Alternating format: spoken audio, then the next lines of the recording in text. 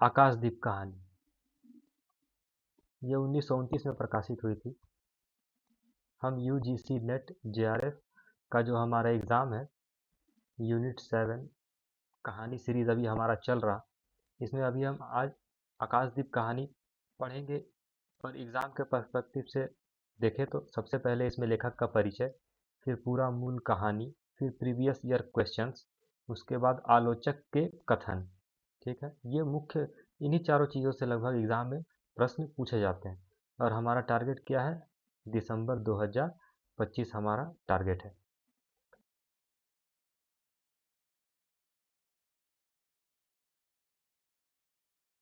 ये हमारा प्रकाशन वर्ष के आधार पर टाइम टेबल जो दिया हुआ है। आज तो इस टाइम टेबल के अनुसार 7वें नंबर पे आज हमारा कहानी कौन सा है? आकाशदीप। आज तारीख है 26 अगस्त 2025। ठीक है, हमने पिछली 6 कहानियों को पढ़ लिया है। अगर आपने नहीं देखा तो देख लीजिएगा वीडियो। ठीक है, शुरू करते हैं। तो लेखक, इसका लेखक कौन है? तो जयशंकर प्रसाद इसके लेखक हैं। और इसका प्रकाशन कब हुआ? तो 1929 ईस्वी में इसका प्रकाशन हुआ था। कहानी संग्रह, कौन से कहानी संग्रह में ये प्रकाशित हुआ था? तो इस कहानी के नाम पर ही इस कहानी संग्रह का भी नाम है आकाशदीप कहानी संग्रह। ठीक है ना। उसके बाद है आकाशदीप कहानी संग्रह में मूल 19 कहानियां हैं। कितनी कहानियां हैं? 19 कहानियां हैं मूल। ये भी एग्जाम में कभी कभी पूछ देता है कि कहानी आकाशदीप कहानी संग्रह में कितनी कहानियां हैं। तो ये सब भी आपको छोटे छोटे पॉइंट्स को ध्यान पे रखना होगा। फिर है लेखक का परिचय, क्या है? तो नाम जैसा कि पता ही है, जयशंकर प्रसाद। अभी हमने देखा जन्म कब हुआ? तो 1889 ईस्वी में इनका जन्म हुआ। हिंदी साहित्य के छायावादी युग के 4 प्रमुख स्तंभों में से एक है। तो 4 प्रमुख स्तंभ जो है छायावाद के, उसमें एक कौन है? अपने जयशंकर प्रसाद। एक है पंत जी, एक है महादेवी वर्मा, और चौथा में आपको बताना है, कमेंट करके बताइए कि चौथा कौन सा है। ठीक। उसके बाद प्रमुख रचनाओं में कामायनी है, आंसू है, लहर काव्य है। ठीक है, कामायनी, आंसू और लहर ये क्या है? काव्य है, कविताएं हैं। उसके बाद फिर स्कंदगुप्त, चंद्रगुप्त, ध्रुव स्वामी, ये क्या है? तीनों नाटक है। फिर उसके बाद कंकाल, तितली, ये दोनों क्या है? उपन्यास है। ये शामिल हैं इसमें। ठीक है, कामायनी के लिए मंगला प्रसाद पारितोषिक पुरस्कार इनको दिया गया था। ये भी मोस्ट इम्पोर्टेंट फैक्ट्स में से एक है कि कामायनी के लिए जयशंकर प्रसाद को कामायनी के लिए मंगला प्रसाद पारितोषिक पुरस्कार मिला था। फिर इस कहानी के प्रमुख पात्र हैं। तो प्रमुख पात्रों में सबसे पहला जो है वो है बुद्धगुप्त। ये कहानी का सबसे इम्पोर्टेंट पात्र है। ठीक है, कहानी का सबसे प्रमुख पात्र है। ठीक, इसी पर कहानी आधारित है। और ये ताम्रलिप्ति का क्षत्रिय होता है। कहाँ का? ताम्रलिप्ति एक जगह है, वहाँ का एक क्षत्रिय होता है। और दूसरी पात्र है चंपा। चंपा क्या है? चंपा चंपा नगरी की क्षत्रिय बालिका है। ठीक है, चंपा का नाम पर ही एक चंपा नगरी था, उसका वो क्षत्रिय बालिका थी। फिर एक और पात्र आता है, उसका नाम ही है नायक। ठीक है ना, ये कोई नायक नहीं है, लेकिन इस पात्र का नाम ही नायक है। इस बात से आपको कहानी में कंफ्यूज नहीं होना है। बहुत कोई कंफ्यूज कर जाते हैं कि भाई कहानी में बार बार नायक किसको कहा जा रहा, तो लोग समझते हैं कि नायक बुद्धगुप्त को कहा जा रहा कहानी में, लेकिन नहीं, नायक एक पात्र ही है। ठीक, और चौथा नंबर पे पात्र है जया। जया कौन है? जया एक बालिका होती है। ठीक है, जंगली, जब वो लोग जंगल में चले जाते हैं तो वहाँ एक बालिका रहती है, जंगली युवती रहती है। कौन? जया। फिर 5 नंबर पे है वाणिक मणिभद्र। ठीक है, कौन है 5 नंबर पे? वाणिक मणिभद्र। इस कहानी का आरंभ दो बंदियों, मतलब कि जो कहानी है ना, उसका आरंभ होता है कि 2 कैदी होते हैं। ठीक है, उसको कैद करके रखा जाता है। ठीक है, तो उन्हीं 2 कैदी मतलब 2 बंदियों के संवाद से, वो लोग आपस में बातचीत करते हैं, उसके संवाद से यह कहानी का आरंभ होता है, आकाशदीप कहानी। ठीक, इस कहानी का आरंभ इस प्रकार है कि बंदी, ठीक है, जैसे कि अभी हम लोग देखें कि बंदियों के संवाद से ही ये कहानी आरंभ होता है। तो बंदी, क्या कहा? सोने दो। मुक्त होना चाहते हो? अभी नहीं, निद्रा खुलने पर चुप रहो। फिर अवसर न मिलेगा। बड़ा शीत है, कहीं से एक कंबल डालकर कोई शीत से मुक्त करता। आंधी की संभावना है, यही एक अवसर है। आज मेरे बंधन शिथिल हैं, मतलब शिथिल मतलब मेरे बंधन आज ढीले हैं, यही एक मौका है, वो बोल रहे। तो क्या तुम भी बंदी हो? हाँ, धीरे बोलो। इस नाव पर केवल 10 नाविक और प्रहरी हैं। शस्त्र मिलेगा? वो पूछता है, शस्त्र मिलेगा, हथियार कुछ मिलेगा? हाँ मिलेगा। पोत से संबद्ध रज्जू काट सकोगे? संबद्ध रज्जू मतलब होता है कि रस्सी, ठीक है ना। यहाँ कहने का मतलब है कि रस्सी, क्या तुम उस पोत से बंधी रस्सी तुम काट सकोगे? ये उसमें लिखा हुआ है, ठीक है। तो वो पूछता है, अगर हथियार में बोलता हाँ जरूर काट सकेंगे भाई। हाँ, समुद्र में हिलोरें उठने लगी। क्या उठने लगी? समुद्र में हिलोरें उठने लगी। दोनों बंदी आपस में टकराने लगे। पहले बंदी ने अपने को स्वतंत्र किया, दूसरे का बंधन खोलने का प्रयत्न करने लगा। लहरों के धक्के एक दूसरे को स्पर्श से पुलकित कर रहे थे। ठीक है, लहरों के धक्के एक दूसरे के स्पर्श से पुलकित कर रहे थे। मुक्ति की आशा, स्नेह से का असंभावित आलिंगन। वो लोग मुक्ति की आशा अब उनके इसमें आ गई। फिर दोनों ही अंधकार से मुक्त हो गए। दूसरे बंदी ने हर तरीके से उसको गले से लगा लिया। सहसा उस बंदी ने कहा, यह क्या, तुम स्त्री हो? जब वो गले से उसको लगाया तब उसको समझ में आया कि ये तो स्त्री है। तो वो पूछता है, यह क्या, तुम तो स्त्री हो क्या? वो कहती है कि क्या स्त्री होना पाप है? अपने को अलग करते हुए स्त्री ने कहा, शस्त्र कहाँ है तुम्हारा नाम? वो पूछता है शस्त्र कहाँ है तुम्हारा नाम? वो कहती है चंपा। मेरा नाम क्या है? चंपा उसका नाम होता है, ठीक। नील अंबर और समुद्र के अवकाश में पवन उधम मचा रहा था। अंधकार से मिलकर पवन दुष्ट हो रहा था। समुद्र में आंदोलन था, नौका लहरों में विकल थी। स्त्री सतर्कता से लुढ़कने लगी, एक मतवाले नाविक के शरीर से टकराती हुई सावधानी से उसका कृपाण निकालकर फिर लुढ़कते हुए बंदी के समीप पहुंच गई। सहसा पोत से पथ प्रदर्शक ने चिल्लाकर कहा, क्या कहा? आंधी। पोत प्रदर्शक मतलब कि जो पोत पर होते हैं ना, जो चेतावनी देते हैं, वो चिल्ला कर क्या कहा कि आंधी। आपत्ति सूचक तूर्य बजने लगे, जैसे कि इमरजेंसी सायरन नहीं बजता है, वैसे ही आपत्ति सूचक तूर्य बजने लगे। तब सब सावधान होने लगे। बंदी युवक उसी तरह पड़ा रहा। किसी ने रस्सी पकड़ी, कोई पाल खोल रहा था। यह युवक बंदी लुढ़क कर युवक बंदी लुढ़ककर उस रज्जू मतलब कि रस्सी के पास पहुंचा जो पोत से संलग्न थी। तारे ढक गए, तरंगे उद्वेलित हुई, समुद्र गरजने लगा। भीषण आंधी पिशाचिनी के समान नाव को अपने हाथों में लेकर कुंदक क्रीड़ा और अट्टहास करने लगी थी। एक झटके के साथ ही नाव स्वतंत्र हुई। इस संकट में भी दोनों बंदी खिलखिलाकर हंस पड़े। आंधी के हाहाकार में उसे कोई न सुन सका। आंधी इतना जोर का था कि उसके हंसने की आवाज कोई नहीं सुन सका। अनंत जलनिधि में उषा का मधुर आलोक फूट उठा। सुनहली किरणों और लहरों की कोमल सृष्टि मुस्कुराने लगी। सागर शांत था। नाविकों ने देखा, पोत का पता नहीं, बंदी मुक्त है। नायक, यही एक पात्र है। ये कौन है? ये पात्र है नायक। नायक ने कहा, बुद्धगुप्त, तुम मुक्त तुम्हें तुमको मुक्त किसने किया? ठीक, जो नायक पात्र है वो बुद्धगुप्त से पूछता है कि तुमको मुक्त कौन किसने किया? कृपाण मतलब हथियार तलवार जैसा होता है, उसको कृपाण कहते हैं। कृपाण दिखाकर बुद्धगुप्त ने कहा, इसने। ठीक है, नायक ने कहा, तुम्हें फिर बंदी बनाऊंगा। नायक बोलता है, जो पात्र है बोलता है, तो तुम्हें फिर बंदी बनाऊंगा। किसके लिए? पोताध्यक्ष मणिभद्र। ये एक पात्र है, पोताध्यक्ष मणिभद्र मतलब पोत का अध्यक्ष होता है एक मणिभद्र। अतल जल में हूँ, होगा नायक, अब इस नौका का स्वामी मैं हूँ।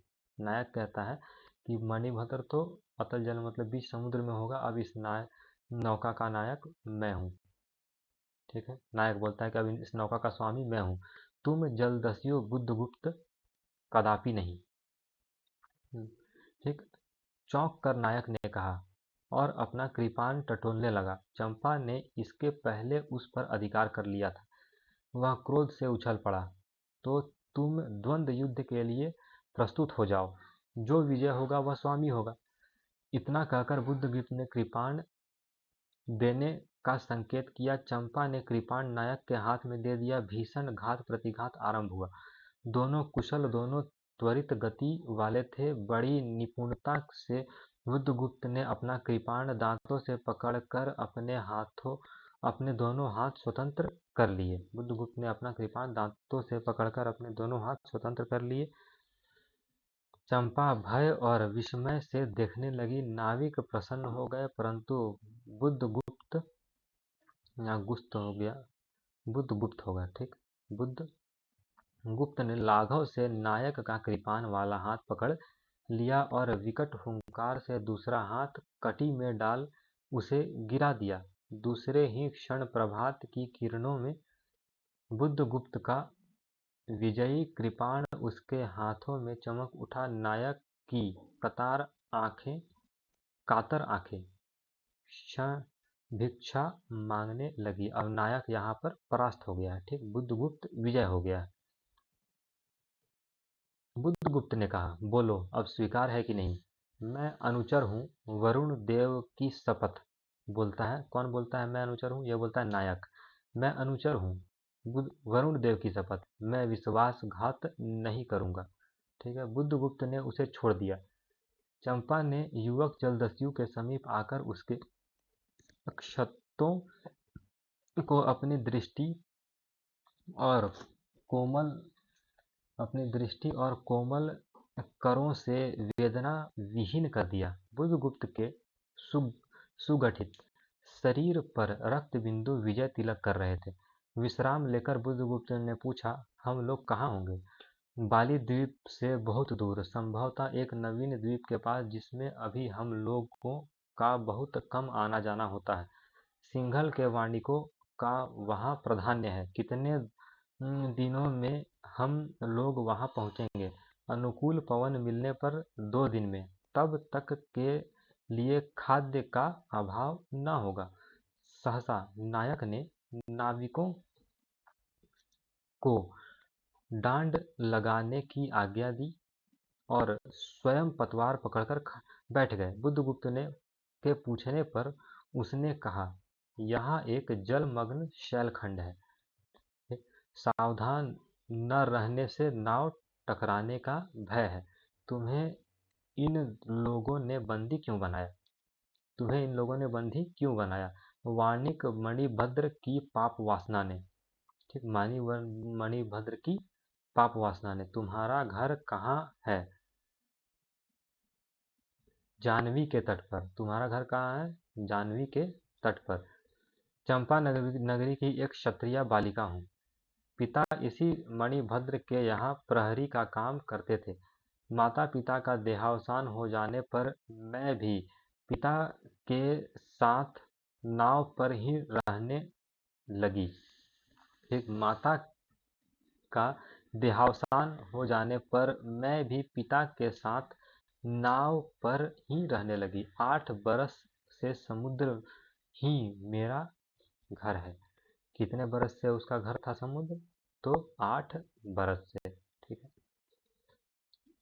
तुम्हारे आक्रमण के समय मेरे पिता ने ही 7 दस्युओं को मारकर जल समाधि ली। 1 मास हुआ मैं इस नील नभ के नीचे, नील जलनिधि के ऊपर एक भयानक अनंतात में निस्सहाय हूँ, अनाथ हूँ। मणिभद्र ने मुझसे एक दिन घृणित प्रस्ताव किया। मैंने उसे गालियाँ सुनाई। उसी दिन से बंदी बन गई। चंपा रोष से जल रही थी। मैं भी ताम्रलिप्ति का एक क्षत्रिय हूँ। चंपा वो कहता है, कौन? बुद्धगुप्त कहता है कि मैं भी ताम्रलिप्ति का एक क्षत्रिय हूँ चंपा, परंतु दुर्भाग्य से जलदस्यु बनकर जीवन बिताता हूँ। अब तुम क्या करोगी? मैं अपने अटूट और अनिर्दिष्ट ही रहने दूंगा। मैं अपने अदृष्ट को अनिर्दिष्ट ही रहने दूंगी, वह जहां ले जाए। चंपा की आंखें निस्सीम प्रदेश में निरुद्देश्य थी। किसी आकांक्षा के लाल डोरे ने थे।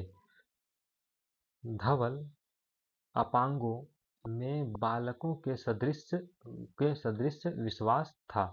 हत्या विश्वास व्यवसायी दस्यु भी उसे देखकर कांप गया। उसके मन में एक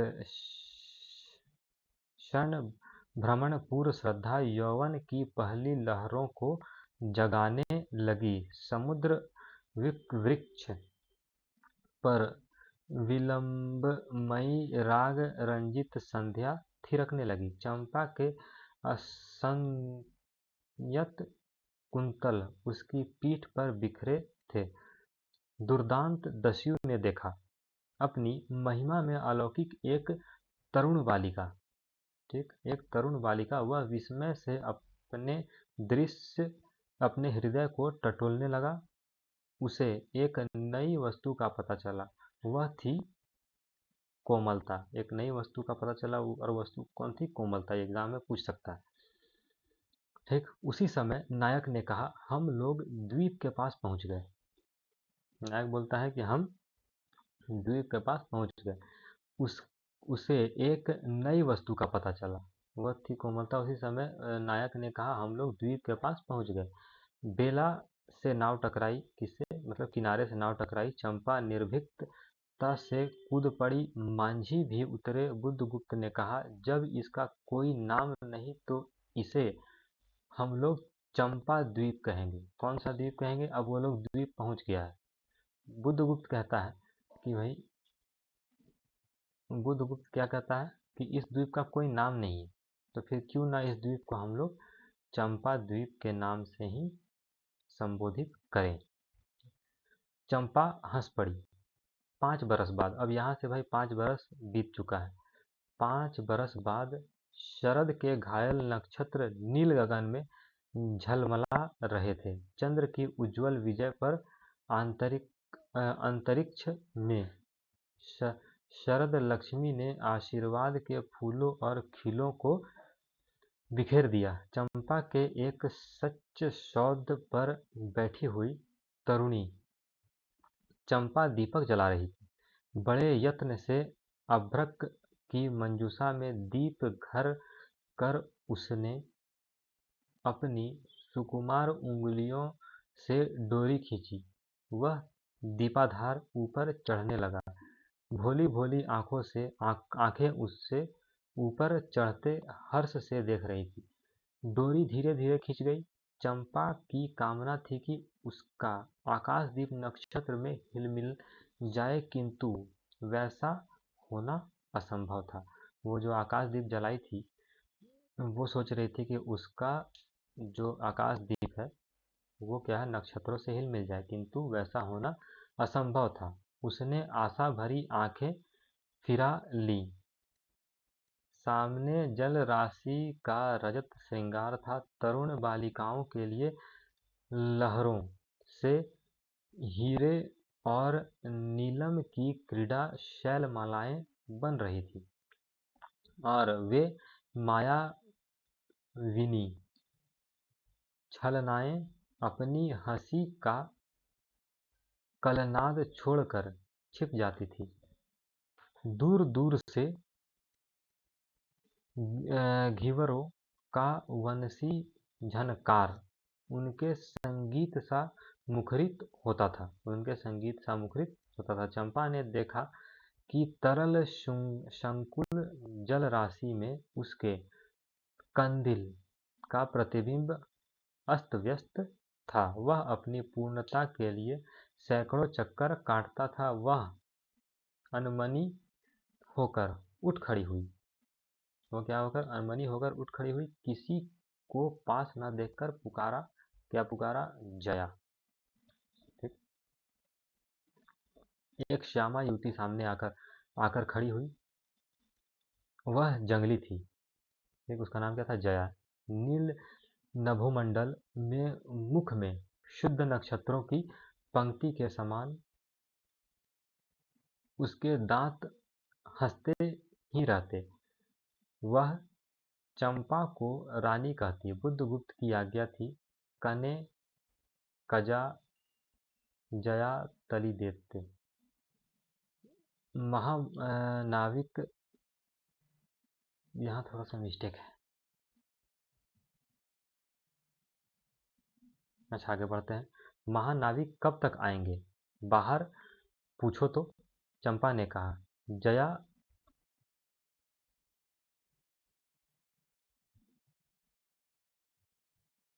चली गई।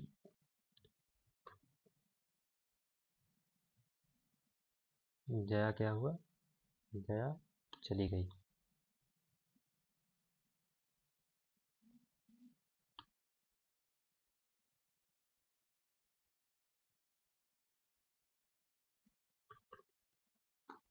जया चली गई।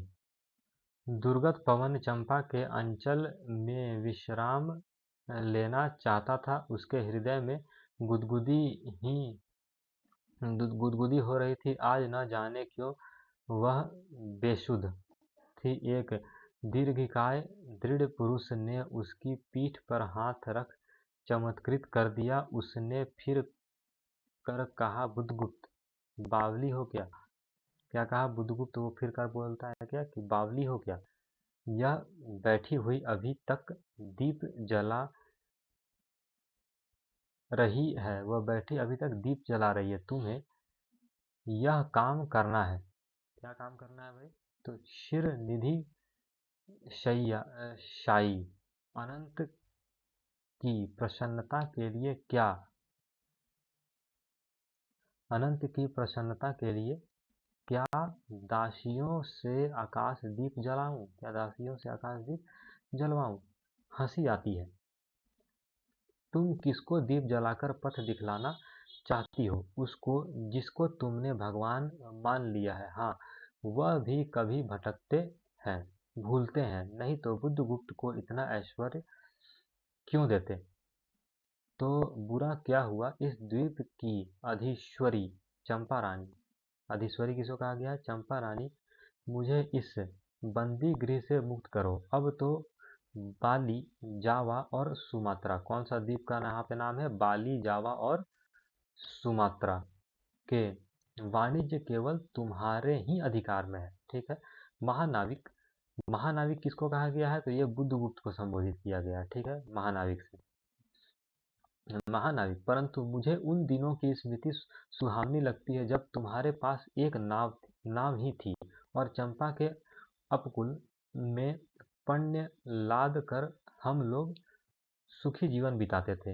इस जल में अगणित अगणित बार हम लोगों की तरी आलोकमय प्रभात में तरिकाओं की मधुर ज्योति में थिरकती थी। बुद्धगुप्त, उस विजन अनंत में जब मांझी सो जाते थे, दीपक बुझ जाते थे, हम तुम परिश्रम से थक कर पालों में शरीर लपेट कर एक दूसरे का मुंह क्यों देखते थे?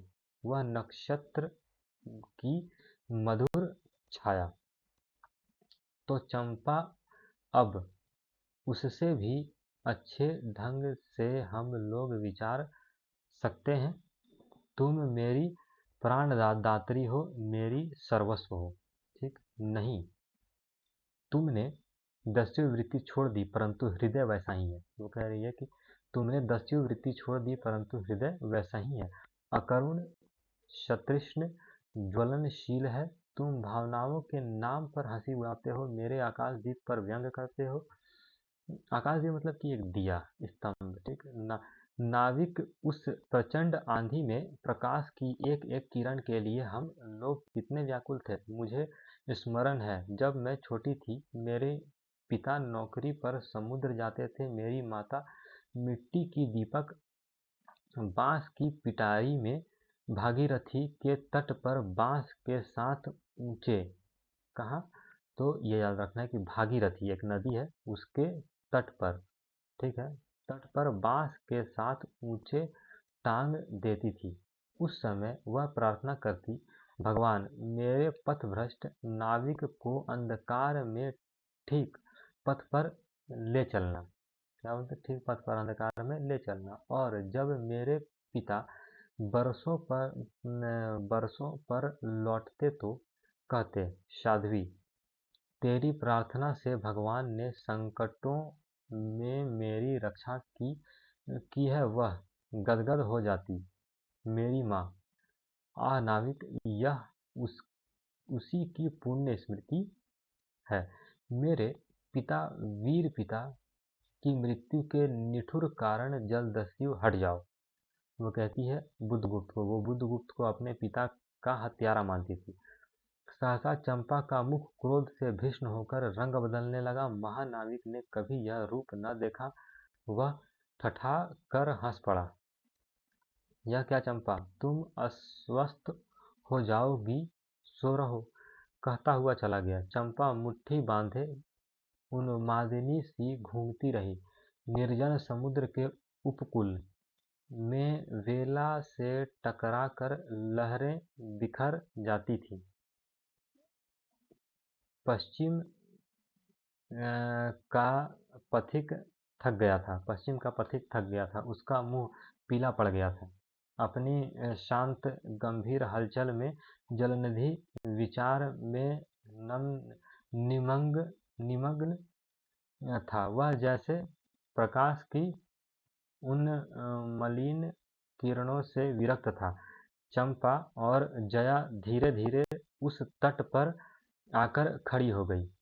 तरंग से उठते हुए पवन ने उनके वसन को अस्त व्यस्त कर दिया। जया के संकेत से एक छोटी सी नौका आई। दोनों ने उस पर बैठते ही नाविक उतर गए। दोनों जब उसमें बैठी तो नाविक उतर गए। जया नाव खेलने लगी, जया नाव चलाने लगी। चंपा मुग्ध सी समुद्र के उदास वातावरण में अपने को मिश्रित कर देना चाहती थी। इतना जल, इतनी शीतलता, हृदय की प्यास ना बुझी, पी सकूंगी नहीं। तो जैसे वेला में चोट खाकर सिंधु चिल्ला उठता है, उसी के समान रोदन करूं, या जलते हुए स्वर्ण गोलक सदृश अनंत जल में डूब कर बुझ जाऊं। चंपा को देखते देखते पीड़ा और ज्वलन से आरक्त बिंब धीरे धीरे सिंधु में चौथाई आधा फिर संपूर्ण विलीन हो गया। एक दीर्घ निश्वास लेकर चंपा ने मुंह फेर लिया। देखा तो महानाविक का बजरा उसके पास है। बुद्धगुप्त ने झुककर हाथ बढ़ाया। चंपा उसके सहारे बजरे पर चढ़ गई। दोनों पास पास बैठ गए। इतनी छोटी नाव पर इधर घूमना ठीक नहीं। पास ही वह जलमग्न शैलखंड है, ठीक है, पास ही वह जलमग्न शैलखंड है। कहीं नाव टकरा जाती या ऊपर चढ़ जाती चंपा तो अच्छा होता। बुद्धगुप्त, जल में बंदी होना कठोर प्राचीरों से तो अच्छा है। आह चंपा, तुम कितनी निर्दय हो। बुद्धगुप्त को आज्ञा देकर देखो तो वह क्या नहीं कर सकता। जो तुम्हारे लिए नए द्वीप की सृष्टि कर सकता है, नई प्रजा खोज सकता है, नए राज्य बना सकता है, उसकी परीक्षा लेकर देखो तो। कहो चंपा। वह कृपाण से अपना हृदय पिंड निकाल अपने हाथों अतल जल में विसर्जन कर दे। महानाविक, जिसके नाम से बाली, जावा, चंपा और आकाश गूंजता था, पवन थर्राता था, घुटनों के बल चंपा के सामने छल छलाई आंखों से बैठा था। वो बोल रहा था कि अब हम लोग एक हो जाते हैं, ठीक है। सामने शैलमाला की चोटी और हरियाली में विस्तृत जल देश में नील पिंगल संध्या, प्रकृति और सहृदय कल्पना विश्राम की शीतल छाया में स्वप्न लोक का सृजन करने लगी। उससे उस मोहिनी के रहस्यपूर्ण नील जाल का कुहक स्फुट हो उठा, जैसे मदिरा से सारा अंतरिक्ष सिक्त हो गया। श्रेष्ठ नील कमलों में भर उठी उस सौरभ से पागल चंपा ने बुद्धगुप्त के दोनों हाथ पकड़ लिए। वहां एक आलिंगन हुआ जैसे क्षितिज में आकाश और सिंधु का, किंतु उस परिभ परिभ परिभ में सहसा चैतन्य होकर चंपा ने अपनी कंचुकी से एक कृपाण निकाल लिया। बुद्धगुप्त आज मैं अपने प्रतिशोध का कृपाण अतल जल में डुबा देता हूँ। हृदय ने छल किया, बार बार धोखा दिया। चमक कर वह कृपाण समुद्र को हृदय बेधता हुआ विलीन हो गया। तो आज से मैं विश्वास करूं, क्षमा कर दिया गया। आश्चर्य कंपित कंठ से महानाविक ने पूछा, क्या पूछा? विश्वास कदापि नहीं बुद्धगुप्त।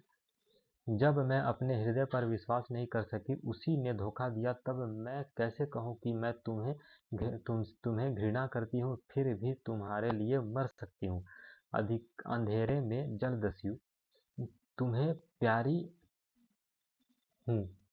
चंपा रो पड़ी। वह स्वप्नों की रंगीन संध्या तम से अपनी आंखें बंद करने लगी। दीर्घ निवास लेकर महानाविक ने कहा, इस जीवन की पुण्यतम घड़ी की स्मृति में एक प्रकाश गृह बनाऊंगा चंपा। यही उस पहाड़ी पर संभव है कि मेरे जीवन की धुंधली संध्या उससे आलोकपूर्ण हो जाए। चंपा के दूसरे भाग में एक मनोरम शैलमाला थी।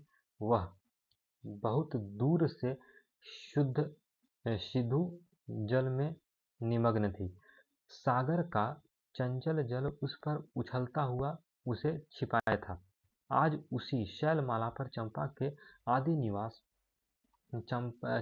आदि निवासियों का समारोह था। ठीक है, वो जो द्वीप पर वो लोग रुके थे, वहाँ पे आदिवासियों, चंपा के आदिवासी मतलब जो चंपा द्वीप के आदि निवासी थे, उनका समारोह था। उन सबों ने चंपा को वन देवी सा सजाया था। चंपा को कैसा सजाया था? वन देवी सा। ताम्र लिप्ति के बहुत से सैनिक नाविकों की श्रेणी में वन कुसुम विक्षुब्धता चंपा शिवी कारूढ़ होकर जा रही थी। शैल के एक ऊंचे शिखर पर चंपा ने नाविकों को सावधान करने के लिए सुदृढ़ दीप्त स्तंभ बनवाया गया था। आज उसी का महोत्सव है। बुद्धगुप्त स्तंभ के द्वार पर खड़ा था। ठीक, बुद्धगुप्त स्तंभ के द्वार पर खड़ा था। शिविका से मतलब कि यहाँ सेविका से सहायता देकर चंपा को उसने उतार दिया। ठीक, दोनों ने भीतर पदार्पण किया कि बांसुरी और ढोल बजने लगे। यहाँ पर देखिए दो चीज़ों का जिक्र है, थोड़ा सा ध्यान देना होगा कि यहाँ पर दो यंत्र का जिक्र है। ठीक, एक है बांसुरी और दूसरा है ढोल। ठीक, बांसुरी और ढोल बजने लगे। पंक्तियों में कुसुम भूषण से सजी वन बालाएं फूल उछालती हुई नाचने लगी। दीप स्तंभ की ऊपरी खिड़की से यह देखते हुए चंपा ने जया से पूछा, यह क्या जया, इतनी बालिकाएं कहाँ से बटोर लाई? आज रानी का ब्याह है ना? कहकर जया ने हंस दिया। बुद्धगुप्त विस्तृत जलनिधि की ओर देख रहा था। उसे झकझोर कर चंपा ने पूछा, क्या यह सच है? यदि तुम्हें यदि तुम्हारी ये कहता है बुद्धगुप्त कि यदि तुम्हारी वो कहता है कि यदि तुम्हारी इच्छा हो तो यह सच भी हो सकता है चंपा। कितने वर्षों से मैं ज्वालामुखी को अपनी छाती में दबाए हूँ। चुप रहो महानाविक।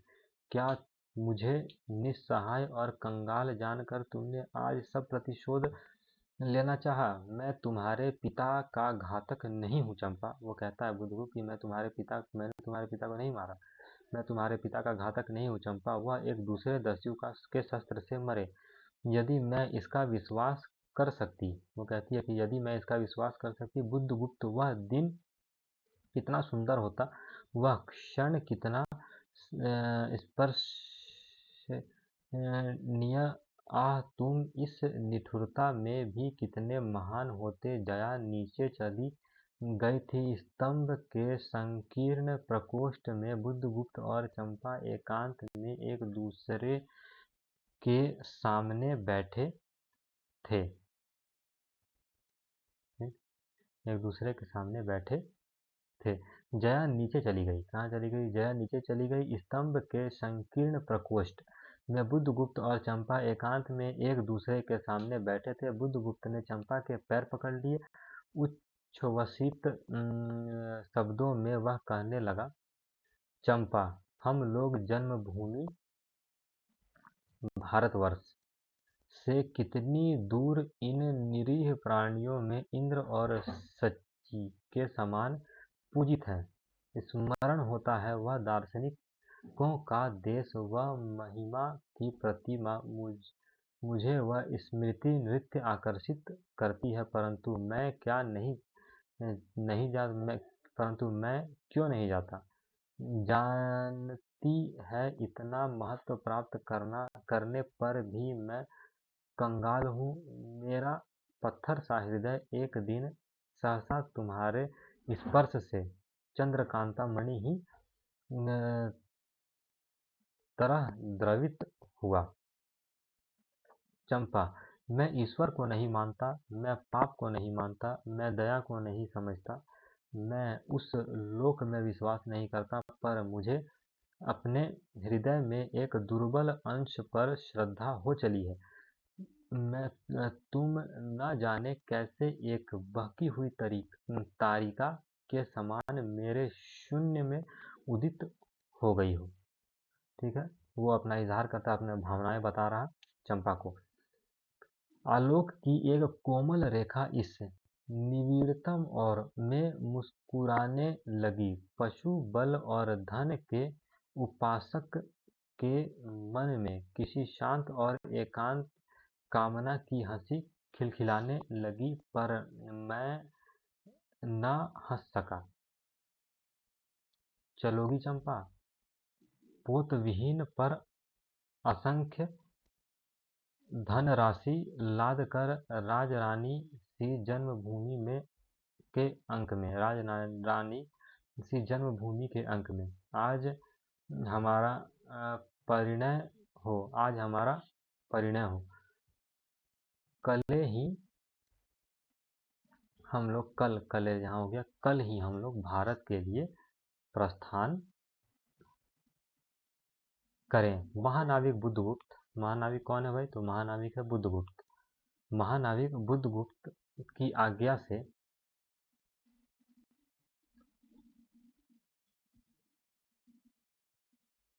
महानाविक बुद्धगुप्त की आज्ञा से सिंधु के लहरें मानती हैं। वे स्वयं उस पोत पुंज को दक्षिण पवन के समान भारत में पहुंचा देंगी।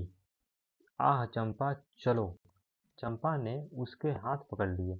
किसी आकस्मिक झटके ने एक पल भर के लिए दोनों के अधरों को मिला दिया। सहसा चैतन्य होकर चंपा ने कहा, बुद्धगुप्त, मेरे लिए सब भूमि मिट्टी है, सब जल तरल है, सब पवन शीतल है। कोई विशेष आकांक्षा हृदय में अग्नि के समान प्रज्वलित नहीं। सब मिलाकर मेरे लिए एक शून्य है। प्रिय नाविक, तुम स्वदेश लौट जाओ।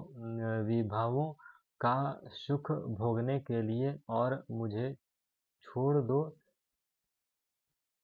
इन निरीह भोले भाले प्राणियों की सहानुभूति और सेवा के लिए। वो कहती है तुम मुझे छोड़ जाओ और तुम ये हिंदुस्तान लौट जाओ, तुम स्वदेश लौट जाओ विभवों का सुख भोगने के लिए और मुझे छोड़ दो इन निरीह भोले भाले प्राणियों की। देखिए ये तो वही लाइन है, ठीक है। दुख और सहानुभूति और सेवा के लिए तब मैं अवश्य चला जाऊंगा। वो कहता है तब मैं अब अवश्य चला जाऊंगा चंपा, यहाँ रहकर मैं अपने हृदय पर अधिकार रख सकूं इसमें संदेह है। उन लहरों में मेरा निवास हो जाए। महानाविक के उच्छ्वास में विकलता थी। फिर उसने पूछा, तुम अकेली यहाँ क्या करोगी? पहले विचार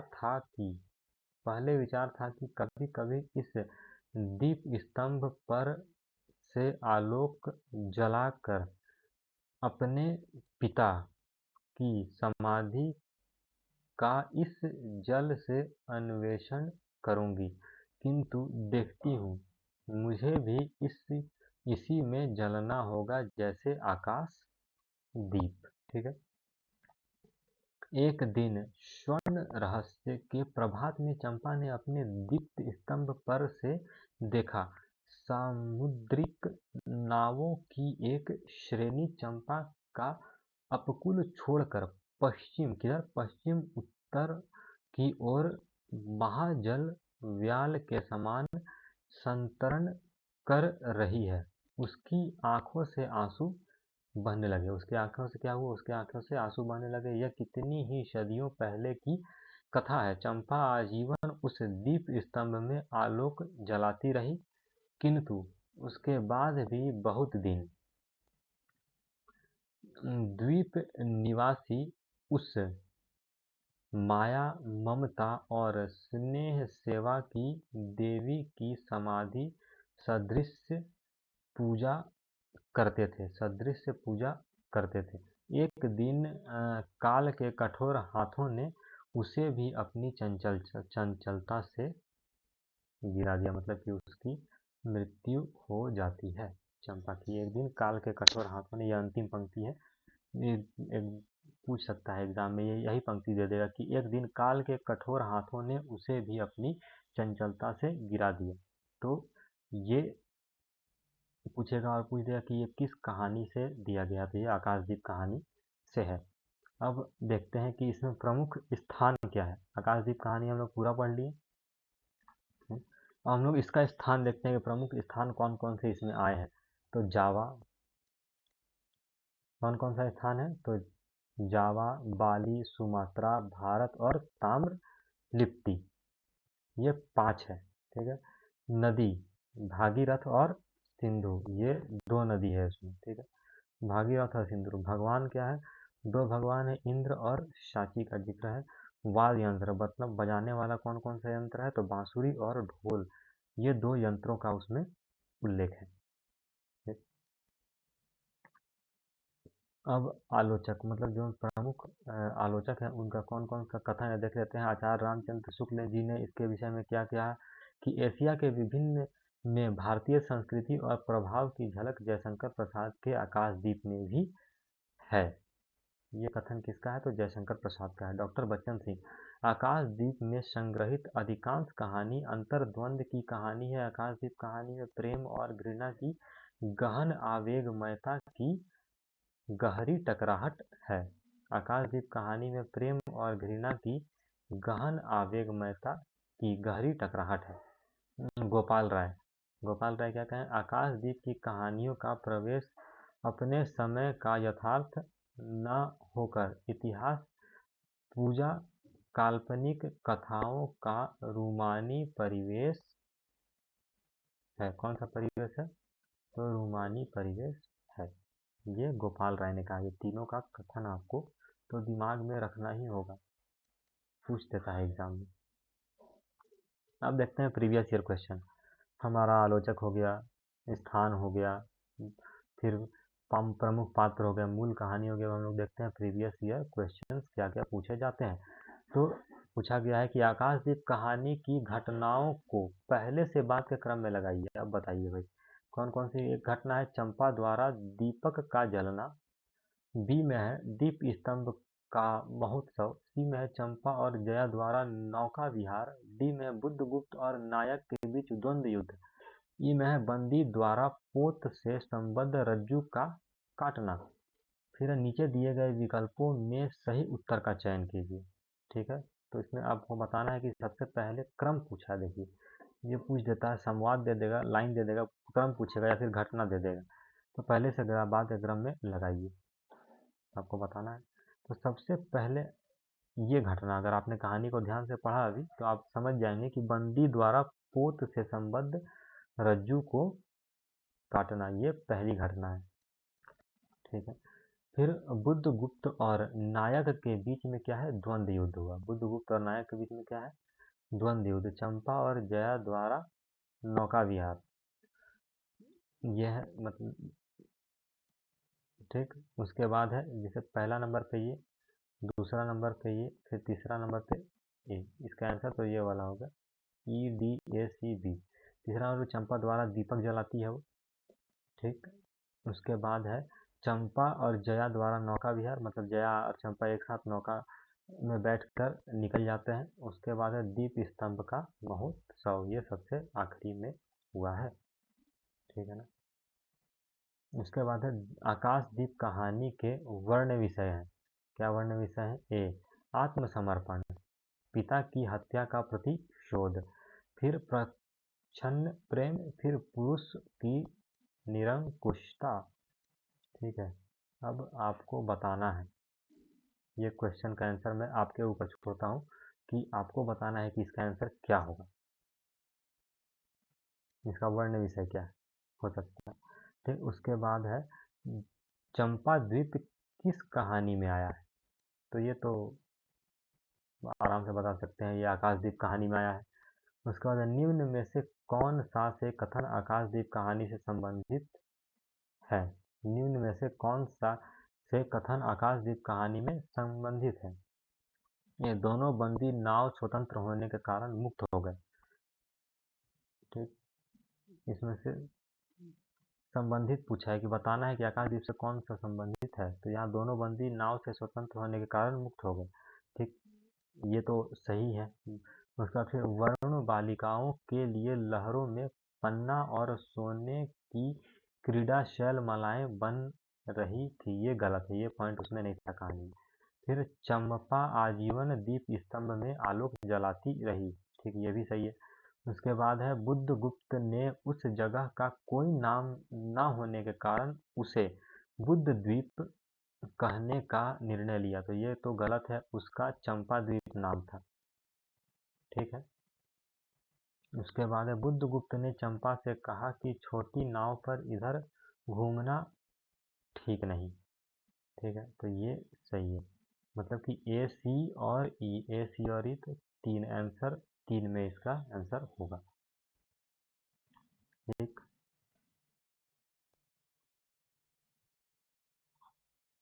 अगर आप वीडियो में अभी तक बने हैं और आपको थोड़ा सा भी मतलब ज्ञान हल्का प्राप्त हुआ और वीडियो उपयोगी है तो आप सब्सक्राइब और कमेंट ज़रूर करें।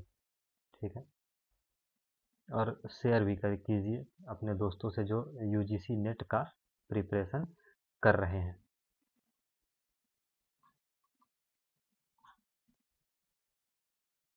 ठीक, अब नेक्स्ट कहानी हम लोग पढ़ेंगे कल, यानी 27/8/25 को, अपना अपना भाग्य। ये कहानी हम लोग कल पढ़ेंगे। ठीक।